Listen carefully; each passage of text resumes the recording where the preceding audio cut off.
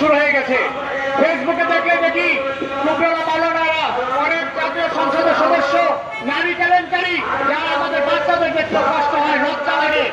একই অবস্থা বিভিন্ন সাংবাদিক আমরা দেখতে পাই, জাতীয় সংসদে 10 জন সংসদ সদস্য আছেন যাদের বিরুদ্ধে এইসব নারী কেলেঙ্কারি বিষয়। এগুলো নিয়ে বাচ্চা পরিবার নিয়ে দেখার মতো পরিবেশ নাই।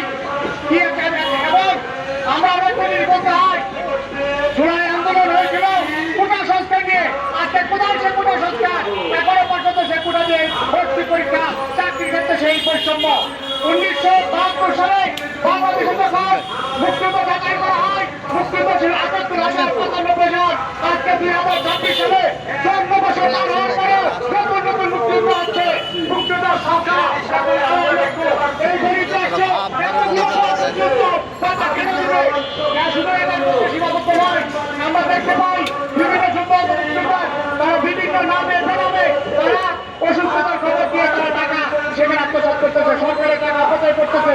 প্রতি বছর সরকার 12,000 কোটি টাকা খরচা দিচ্ছে। আজকে সরকার আজকে 3 দিন ধরে আমি ঘন্টা এলাকায় থাকি, বিদ্যুৎ আছে কিন্তু গ্যাস নাই, গ্যাসের জন্য খাবার খাইতে পারি না। আমার বাচ্চা ছোট ছোট বাচ্চার জন্য পানি গরম করতে পারতেছি না। এই অবস্থা বলতেছে মানুষের খাদ্য সংকট। যে খাবার যে শসার দাম ছিল 60 টাকা, যে শসা 180 টাকা, যে বেগুনের দাম ছিল 80 টাকা, সেটা 200 টাকা। কোনো জিনিসের দাম 100 টাকার নিচে নাই। দেশের যে অবস্থা, জলাবদ্ধতা, আইনের অবস্থা সবচেয়ে খারাপ।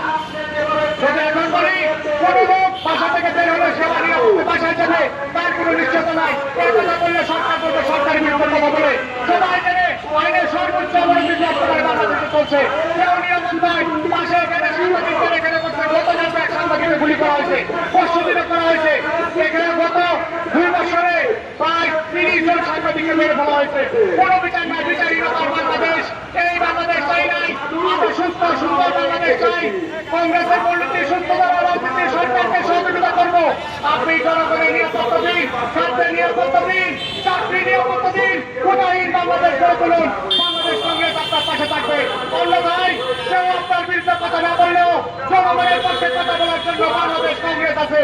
জাতীয় প্রেস ক্লাবে সবসময় কংগ্রেস অন্যায় অনিয়ম দুর্নীতির বিরুদ্ধে কথা বলবে, সরকারের বিরুদ্ধে কথা বলবে।